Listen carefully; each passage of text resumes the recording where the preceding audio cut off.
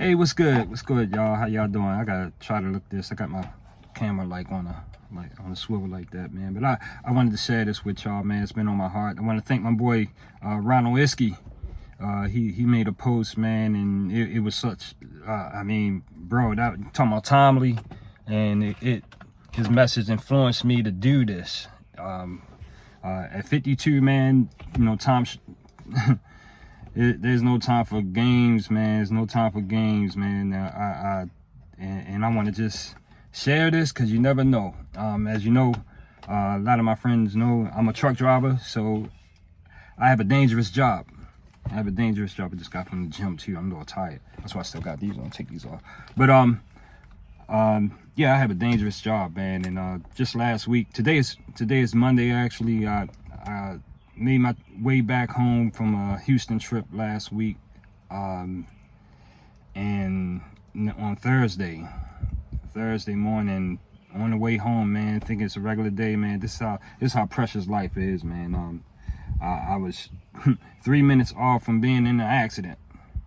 When I pulled up, there was a few cars in front of me, and there's a tractor trailer turned over on his side, hit two cars. One car's in the bushes. The other one, when I pulled up, it was on fire. The Ford Explorer in the middle of the road, blocked I-81 near, just past Roanoke, Virginia. I'm sorry, Bristol, Tennessee, and across the line, across that line. So, and actually, that was the second accident I pulled up on in 2 weeks. The first one, I was in Virginia on the way home again, where the tractor trailer was on fire. So, and when I came home, I had to think, I had to talk to my bro. I said, bro, I'm seeing all this stuff, and don't even talk about the storms I've been driving through, man. I drove through a hurricane on the way down to Houston. So, yeah. So I came here to talk to my brother, like, man, we got to talk about some stuff, man. Because of my job, man, I got to put you down. And as far as life insurance and all that stuff, that's where it's at with me right now. But other than that, man, I just want to talk about all the stuff in your heart that's irrelevant, irrelevant to your life. What are you going to take when you leave out of here? The only thing you're going to take out of here with you should be love.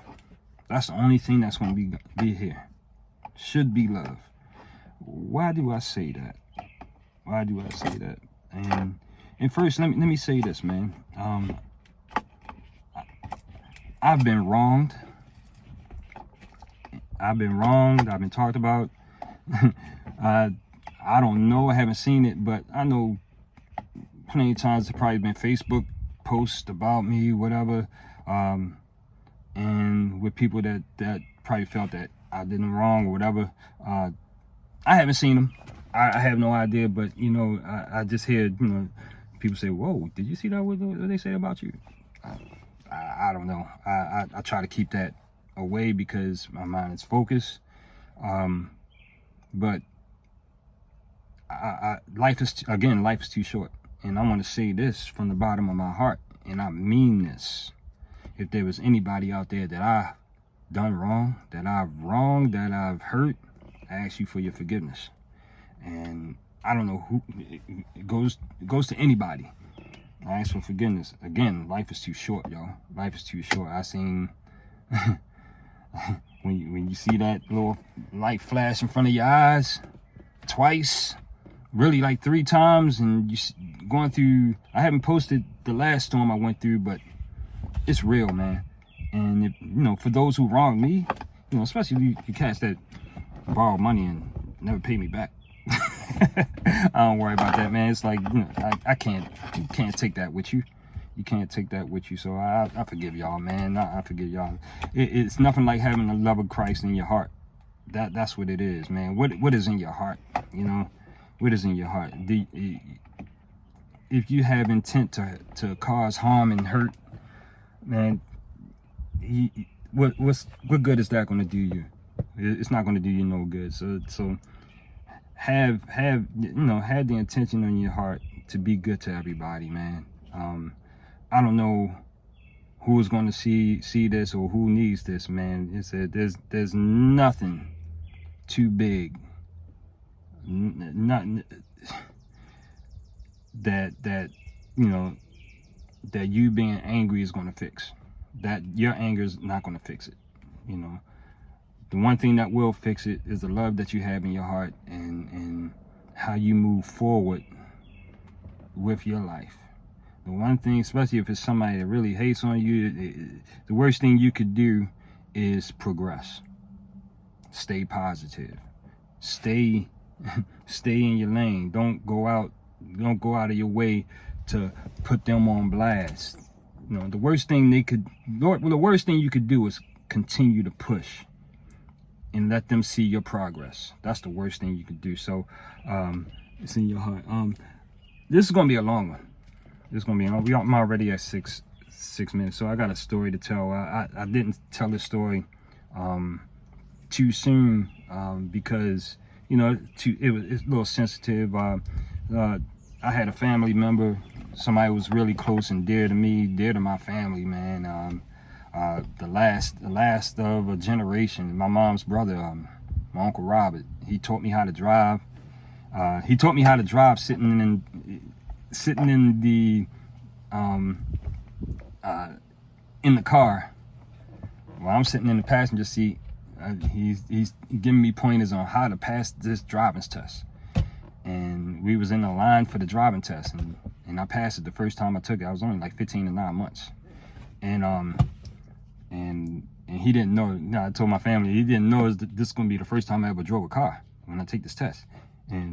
But him telling me to just turn your head and be aware, that helped me pass the test. But my uncle, he's up in age, and he had a fall and ended up in a rehab center, and he had a fall and ended up in a rehab center. And I've been running all through this nation, man, and back and forth, so I really didn't have a lot of time to really go visit him, because it's like when you come home, man, you just don't have it in you.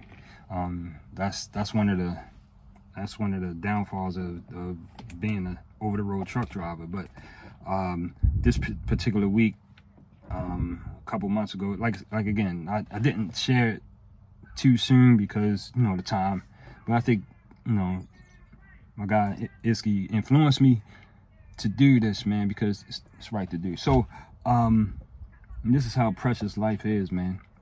So we got a notification. I was in the house painting my living room. This is a Thursday, and I got a notification from my niece Nike, and she was letting everybody know that they had moved my uncle into hospice. And I know this was like in the evening, so if it was like during the day, I would have dropped everything. So let me get over here across town to at least see him. So I was like, okay. It was in the evening, so I was like, I called my brother, said, bro, Uncle Rob's in the hospital, man. They moved him to hospice. And I was like, oh no. And you can't be ready for that, man. You're never ready for that stuff, especially if you're a son or a daughter or somebody that's about to pass. And that's how it's supposed to happen. They're not supposed to see that. You're not supposed to see your kids pass before you. You're never ready for that, man. And all kinds of memories drop in my head. So I told my brother, I said, we getting up out of here tomorrow, and we gonna roll up and check on Uncle Rob, talk to him, encourage him, and that's what it is. So we're gonna be out there at 9:30. So that's what we did. We got out there to the facility, and we checked in. And this is crazy. So they checked us in. We got our little badges. We walked in into his room, and we walked in, figuring Uncle Robert, he's taking a little nap, he's sleeping. And again, it's about him being on hospice, and it's crazy because a couple weeks I was YouTubing, I was YouTubing, looking at people in their final hours, especially when they go into hospice. I don't know why, it was like 2 weeks before this, and how they would hold their breath for a while and then take that breath, and before they actually pass, they go through the stages. They would take their last breath, and that's it. So I'm in there. I mean, nobody told us that he passed. I'm thinking that, you know, he's at that stage. So talking to him, you know, encouraging him, letting him know we here. You're not alone. You're here. We are here. And I'm looking for him to take at least take a breath.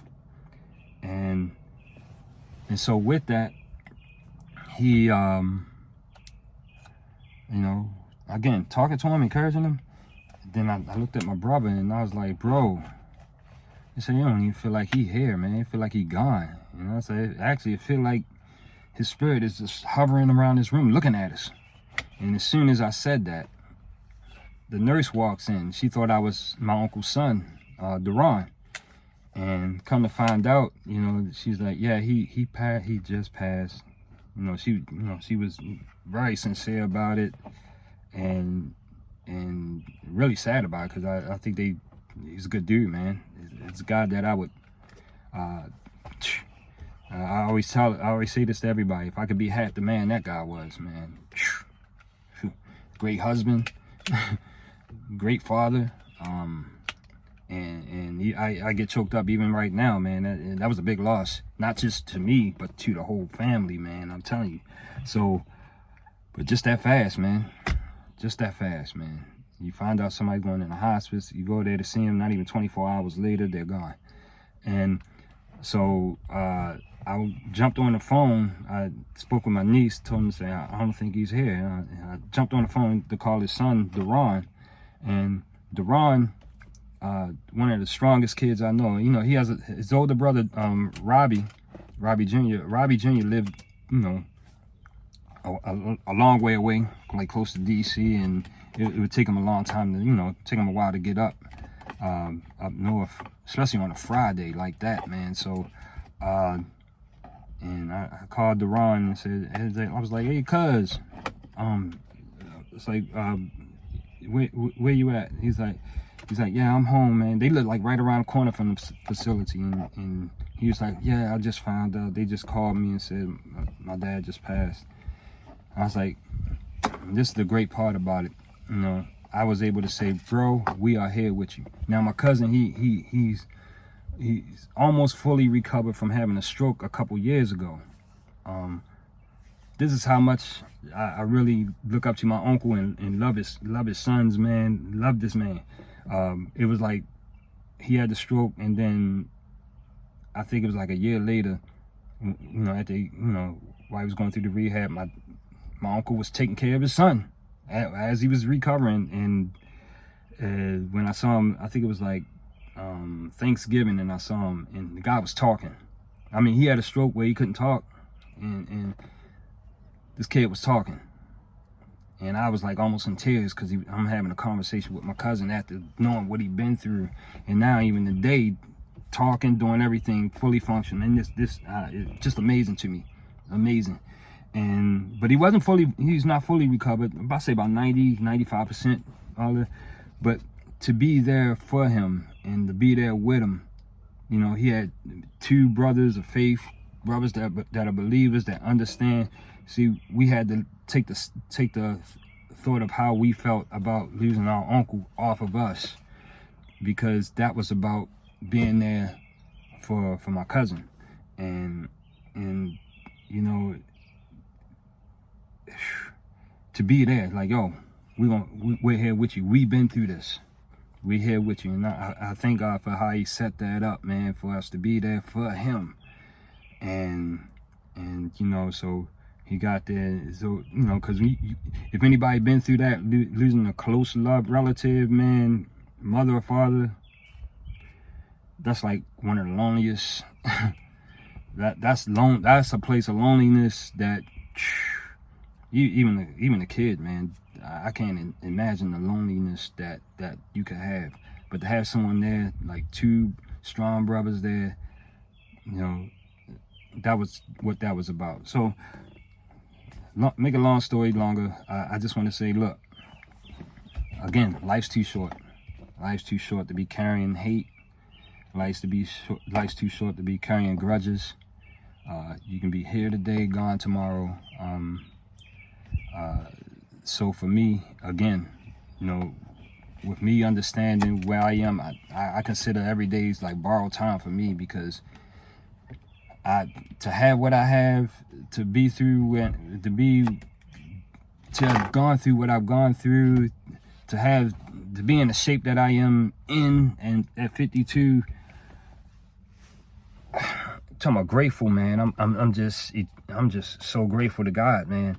And some things that you have in you, got to pay it forward, man. I try to do my best to be an encouragement. I tell everybody, everywhere I go, I want to be everywhere I want to be. I want to be progressive. I don't want to go somewhere where it's just a waste of time, or being somebody's face where it's a waste of time. And you know, I'm not perfect. I'm not perfect, yo. I failed at a lot of stuff, man. I failed at a lot of stuff where it caused a lot of hurt. I failed. And for whoever got caught up in that, man, caught up in the hurt that derived from my failure, my bad decisions, Lord, man, from the bottom of my heart, I ask you for your forgiveness. It's like I can't carry that with me. You know, the lingo. If I could turn back the hands of time and yeah. But it's about, you know, I could hold my head down, but no, I got to keep my head up, man. I got to keep my head up. Please forgive me. Please forgive me. For everything I've done. I don't feel right with it. It doesn't sit right in my heart with it. Make it right? No, this doesn't even make it right. But between me and God, you know, in my heart, and I hope you feel my heart. Whoever you are, whoever they are, you know, feel my heart, man. I'm terribly sorry. Apologetic. I'm sorry, but it's not being sorry. It's about, you know, saying, look, I ask you to do yourself a service. If you don't have forgiveness in your heart, that's perfectly fine. You don't even have to forget anything, but have it in your heart to don't let what happened in your past come up into your future, and then you start treating other people the way, you know, you felt you've been treated. So, yeah, man. Because again, life's too short, man. Just to wake up, you should be grateful. And even with me, sometimes I wake up thinking, you know, I should be waking up. That's my alarm clock. Everybody gotta clock the punch, man. Once God hit that clock, click. That's it, man. That's it. Ask somebody you saw yesterday, and then you found out today they're in a coma. That's what boy was talking about. Or somebody you swung with out in the club or whatever. Find out next week they gone, man. They're gone. And I am not perfect. To every organization that I you know, left, church organization, whatever, that I've, you know, I'm in my career now, or not even my career, I'm not even gonna say that. Anybody, any organization, anybody that I left wrong, you know who you are, and I ask you for your forgiveness, man, from the bottom of my heart. And I thank God that a lot of y'all know my heart. A lot of y'all know who I am and how I am, and I have no intent. I want to see everybody win. That's all I want to do. And I thank God I got 2 sons. Y'all know my sons. I love them to death, man. Love them to death. I'll do anything for them. But and they out doing their grown man thing, making their money, making their own money. If you saw a post a couple weeks ago, they came, scoop, pop up, took me out to dinner. But I'm grateful for that. I don't take none of that for granted. None of that for granted. No, I don't think. No, I don't think there's nothing wrong with me. There's nothing wrong with me. I have no health issues.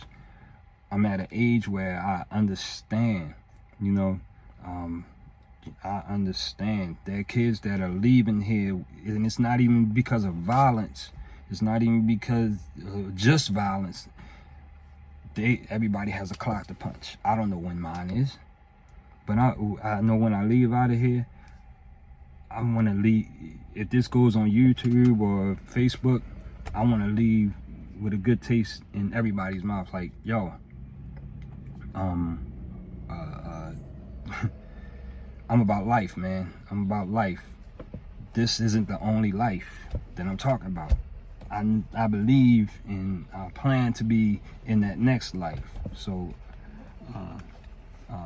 and God is good. He's providing that for us.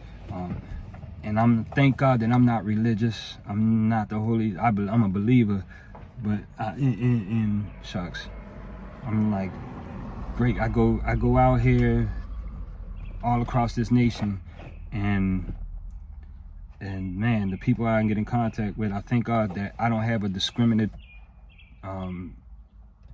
heart. I don't discriminate against anybody. Everybody I see, they're like my brother, man. And it's crazy because when people see me, white, black, country, hillbilly, whatever, they see me as like a brother, man. Why? You gotta let the light shine in you. Wherever you go, whoever you talk to, you're gonna attract what you bring out, man. You're gonna attract what you bring out. Don't take the darkness with you, yo. Don't take the darkness with you, man. And so, if you got any grudges, man, drop them, man.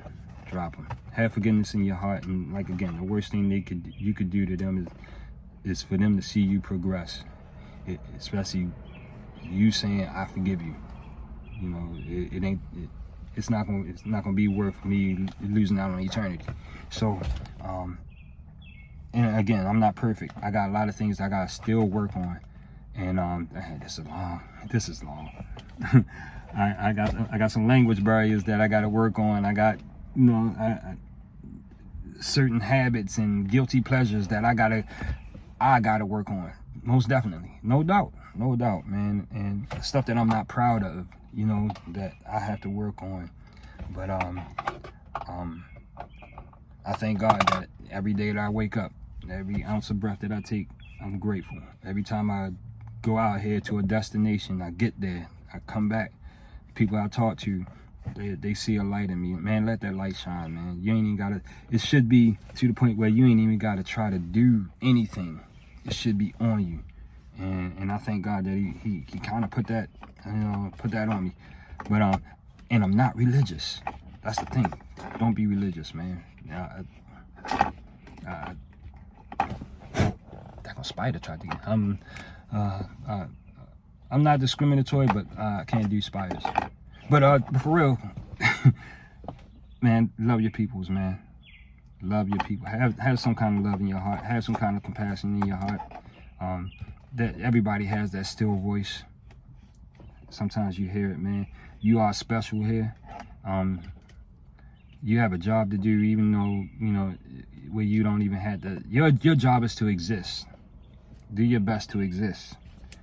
And when you leave here, you know, everybody has their beliefs. I know what my belief is. And do the best you can, man. Leave here with a legacy, man. Leave here with a great taste in your mouth for those who know you, saying, yo, that dude or that sister says something to help me. Make somebody every day say thank you. That's what I try to. If I could get one thank you, you know, holding the door, or just even showing up, man. That's like, you know, how you do your steps on your watch. You know, good job. That would be my good job notification. Make somebody say thank you. And when you do it being grateful. You know, because somebody's gonna hold the door from you. Somebody's going to be praying for you. Somebody's going to be, you know, looking out for you. So, dude, you know. And, so, again, love your peoples, man. I'm sorry it's this long. I'm gonna try to stop at 25 minutes. I got 15 seconds. So, again, love on your people. And that's all I got. That's all I got, man. I love y'all, man. How they do it? That's the thing. Did I make it right? Yeah, that's it. So, hey, be grateful. All right? I'll talk to y'all later. Peace. Ah, drop the phone.